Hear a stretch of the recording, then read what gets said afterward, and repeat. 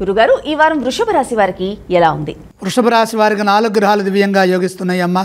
జన్మ చంద్రుడు, తృతీయ కుజుడు, భాగ్య శుక్రుడు, లాభ రాహువు. మనోబలంతో పనులు ప్రారంభించండి, అనుకున్నది వెంటనే సిద్ధిస్తుంది. ధర్మబద్ధంగా ఆలోచించండి, ధైర్యంగా ముందుకు సాగండి. ఆర్థిక అంశాలు అనుకూలంగా ఉన్నాయి. పట్టుదలతో చేసే పనులు విజయాన్ని ఇస్తాయి.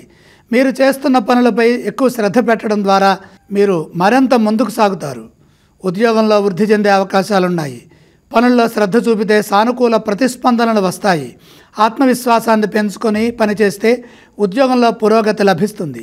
ఈ వారం వ్యాపారంలో ప్రణాళికలను నిర్ణయించబోయే ముందు మీరు మరింతగా విశ్లేషణ చేసుకోవాలి, లోతుగా ఆలోచించాలి. వ్యాపార భాగస్వామ్యాలు మీకు అనుకూలిస్తాయి కాబట్టి అనుభవజ్ఞుల సూచనలతో వ్యాపారం చేయటం చాలా మంచిది.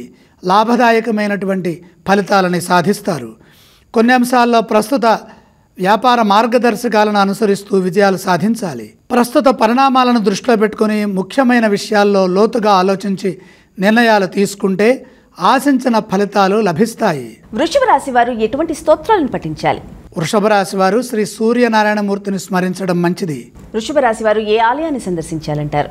అష్టమంలో సూర్య సంచారం కొనసాగుతోంది కాబట్టి సూర్యుణ్ణి దర్శించండి. వారు ఎటువంటి దానాలు చేయాలి?